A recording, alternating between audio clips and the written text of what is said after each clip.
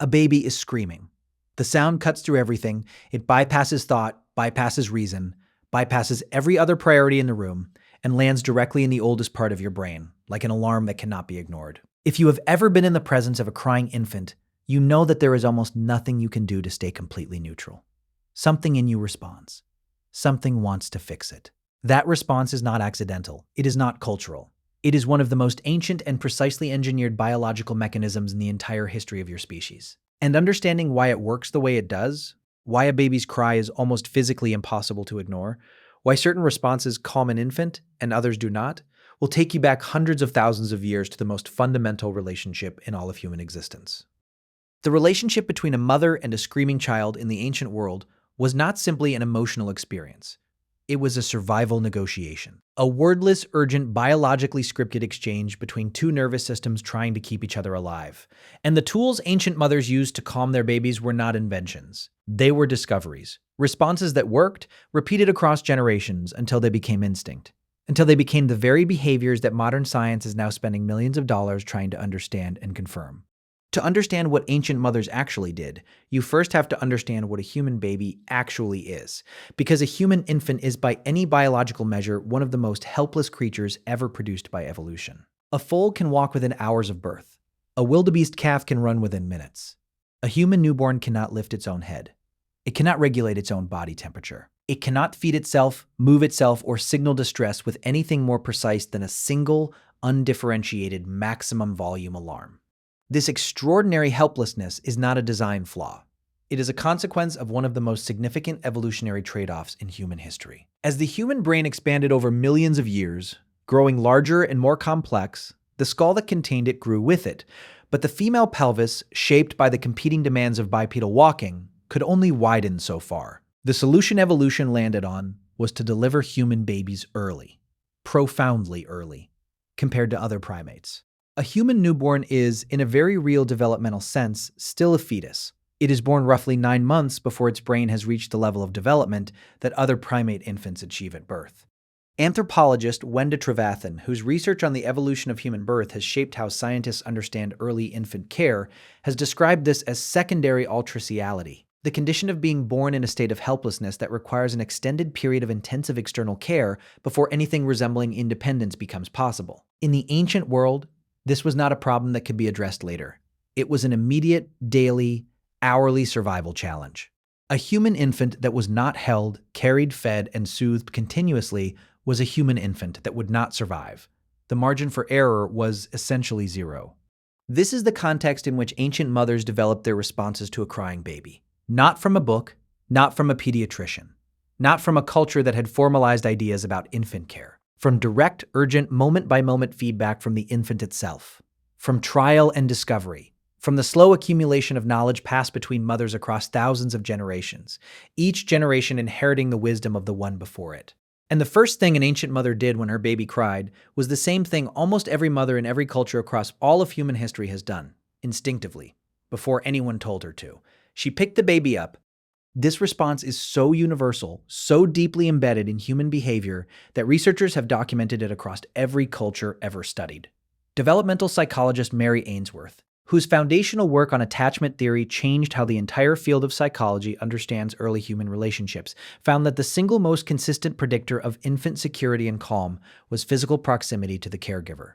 Not feeding, not warmth in the abstract, physical contact, skin against skin, the felt presence of another body. The reason is physiological and ancient. When a human infant is held against a warm body, a cascade of biological responses is triggered that directly counteracts the stress state that crying represents. The infant's cortisol levels drop, its heart rate slows, its breathing, which during crying is ragged and hyperventilating, begins to synchronize with the breathing of the person holding it. This synchronization is not metaphorical. It is measurable. Research by developmental neuroscientist Ruth Feldman at the Weizmann Institute of Science has demonstrated that the physiological rhythms of a mother and infant, heart rate, breathing patterns, brainwave activity, actually synchronize during skin-to-skin contact. Two nervous systems literally falling into the same rhythm. Ancient mothers did not know the word cortisol. They did not know what a nervous system was, but they discovered through direct experience that holding the baby worked. And so they held their babies constantly, By standards that would strike many modern cultures as excessive, ancient mothers carried their infants almost continuously throughout the day. Archaeological evidence, cross-cultural anthropological studies, and research on contemporary hunter-gatherer societies all converge on the same picture. In foraging societies, infants are in physical contact with a caregiver for the vast majority of every 24-hour period. Anthropologist Melvin Connor, who spent years studying infant care among the Ju-Du-Hoansi of the Kalahari, one of the most extensively researched hunter-gatherer populations in the world, documented that Ju-Hoansi infants were carried upright against the mother's body for roughly 80 to 90% of daylight hours. They were in skin-to-skin contact for most of their waking and sleeping time. And they cried, on average, significantly less than infants in industrialized societies, where extended carrying is less common. But holding was only the beginning, because an ancient mother carrying a screaming infant quickly discovered something that modern neuroscience has only recently been able to explain. Movement helps. Specifically, rhythmic movement. The gentle, repetitive sway of a body walking. The rise and fall of a chest breathing. The pulse of a heartbeat felt through skin. Researcher Kumi Kuroda at the Riken Brain Science Institute in Japan conducted a now-famous study examining why babies calm when they are carried and walked with. What she found was striking. When a mother picked up a crying infant and began walking, the infant's crying stopped significantly faster than when the mother simply held the infant while sitting still. Heart rate dropped more quickly. The infant entered a calmer state more reliably. Kuroda identified this as the transport response, a hardwired behavioral pattern in infant mammals that triggers calm, reduced movement, and lowered heart rate specifically in response to being carried by a moving body. This response exists because in the ancient world, being picked up and carried meant one thing: you were being moved away from danger. The predator had been spotted, the camp was relocating, the mother was moving. And a screaming, wriggling infant during a dangerous relocation was a liability that could get the entire group killed. The infant that went quiet when carried was the infant that survived. The mother who moved with her crying baby was the mother whose infant lived. Over hundreds of thousands of generations, this became biology. An infant being carried by a moving body simply cannot sustain full-volume crying. The nervous system will not allow it. Ancient mothers walked with their babies. They swayed with them. They bounced them in the gentle, rhythmic way that mimics the motion of a body walking across uneven terrain. They carried them on their backs while they worked, while they gathered, while they moved through the landscape. The baby was never set down and left to manage its own distress. The motion was constant, and the motion was the medicine. And then there was sound, because an ancient mother did not carry her screaming baby in silence. She made noise. Specifically, she made the kind of noise that human beings across every culture in the world spontaneously produce when trying to soothe an infant. A low, continuous, melodic vocalization. What most people simply call a lullaby, but what researchers now understand is something far more ancient and far more biologically specific than a song. Ethnomusicologist Sandra Trahub at the University of Toronto has spent decades studying the relationship between music, infant care, and human evolution. Her research has documented that infant-directed singing, the simplified, slowed, high-pitched, rhythmically regular vocalizations that adults instinctively produce when addressing babies, is universal across human cultures. Every culture studied sings to its infants. The specific melodies differ. The languages differ. But the structural features of the singing are remarkably consistent. Slower tempo, higher pitch, more repetition, smoother melodic contour, and a quality of emotional warmth that infants recognize and respond to within weeks of birth. Trahub argues that this is not a cultural invention. It is a biological signal. The specific acoustic features of infant-directed singing are tuned to the infant auditory system in ways that trigger calm and attention simultaneously.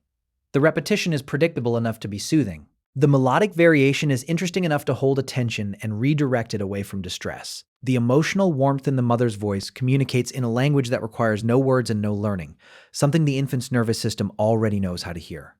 You are safe. I am here. There is no danger. Ancient mothers sang to their babies in the dark, around fires, in the cold, during long walks across open landscape, during the night wakings that fragmented ancient sleep into something far less consolidated than the modern ideal. They sang not because someone taught them to, but because the baby responded. And the baby's response was the only instruction they needed.